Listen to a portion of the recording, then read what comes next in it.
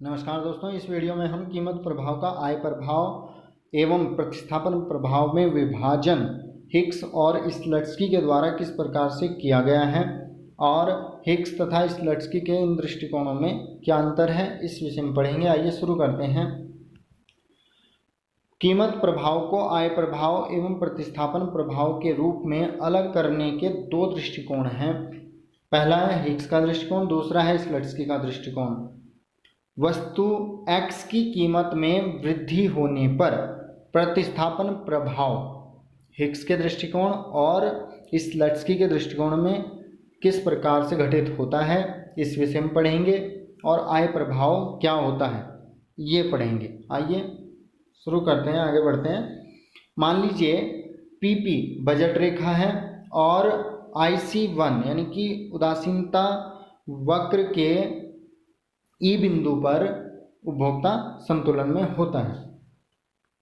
अब कीमत बढ़ जाती है और नई बजट रेखा X वस्तु की कीमत बढ़ जाती है और बजट रेखा जो है वो PP1 हो जाती है।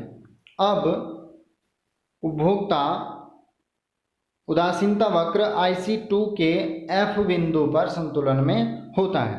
तो ये E से F की ओर जाना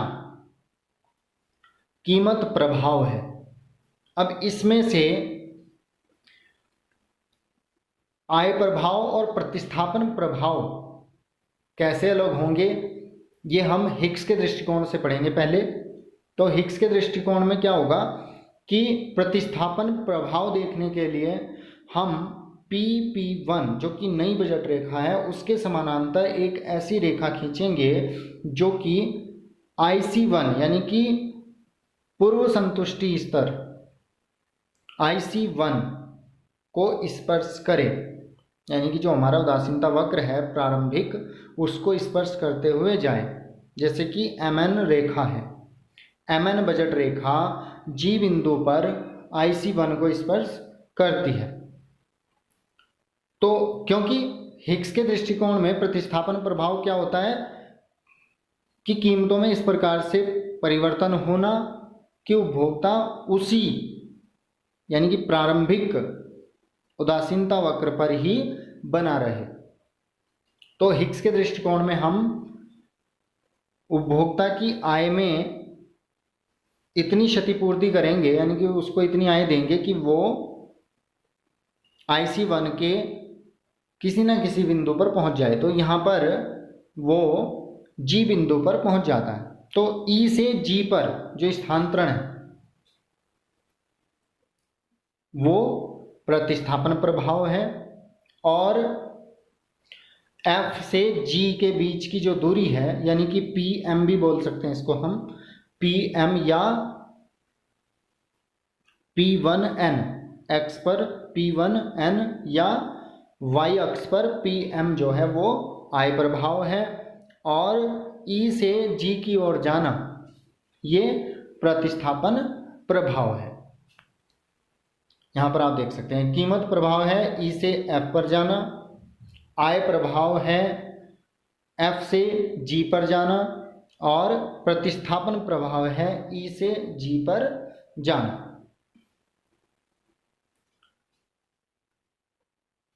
स्लट्सकी का दृष्टिकोण। अब स्लट्सकी के दृष्टिकोण से प्रतिस्थापन प्रभाव और आय प्रभाव कीमत प्रभाव से कैसे अलग किए जाते हैं। ये कीमत प्रभाव है E से F पर जाना।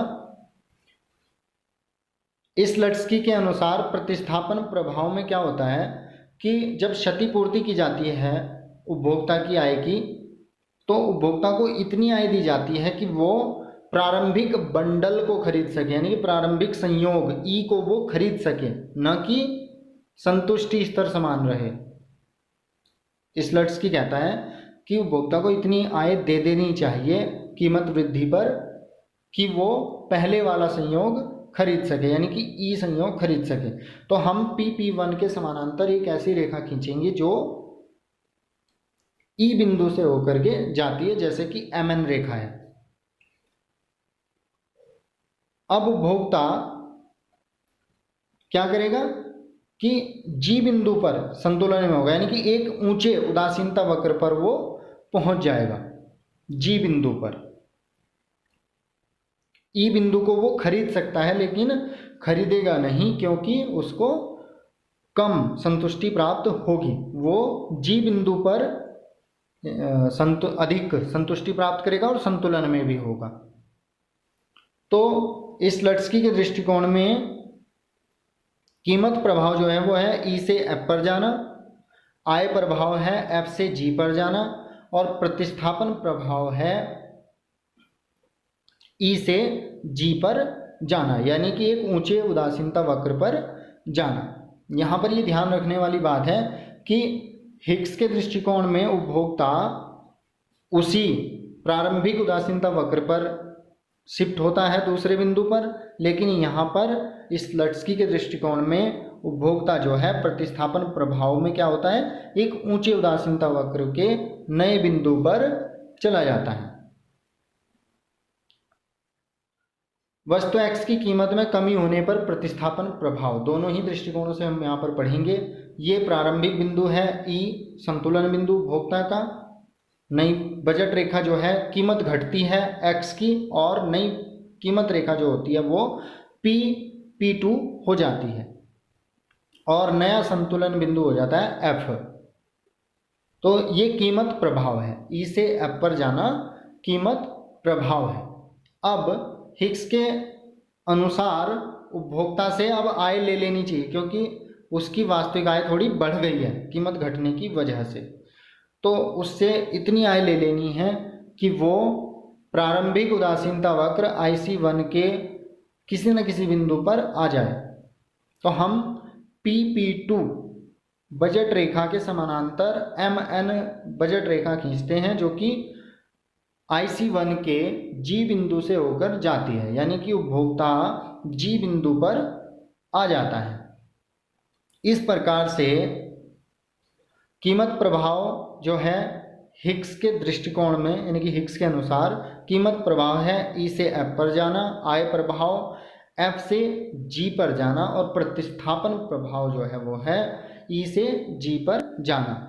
यानी कि प्रतिस्थापन प्रभाव में क्या होता है कि उपभोक्ता प्रारंभिक उदासीनता वक्र पर ही स्थित होता है एक नए बिंदु पर, जैसे कि ई पर था पहले, अब वो IC1 के जी बिंदु पर है, लेकिन उदासीनता वक्र सेम है, एक ही है। इस लट्सकी के दृष्टिकोण में क्या होता है कि कीमत प्रभाव सेम रहता है ई से एफ पर, लेकिन हम जब क्षतिपूर्ति करते हैं, यानी कि उपभोक्ता से जब हम आय लेंगे तो हम आय कम लेंगे थोड़ी, यानी कि इतनी आय लेंगे कि वो प्रारंभिक संयोग को खरीद सके, ई को खरीद सके, न कि हम इतनी आय उससे लेंगे कि वो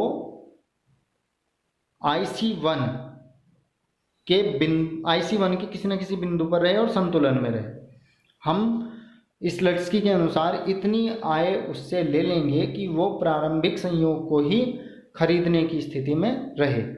तो नई बजट रेखा जो होगी वो MN होगी, जो कि बिंदु ई प्रारंभिक संतुलन बिंदु से होकर गुजरती है।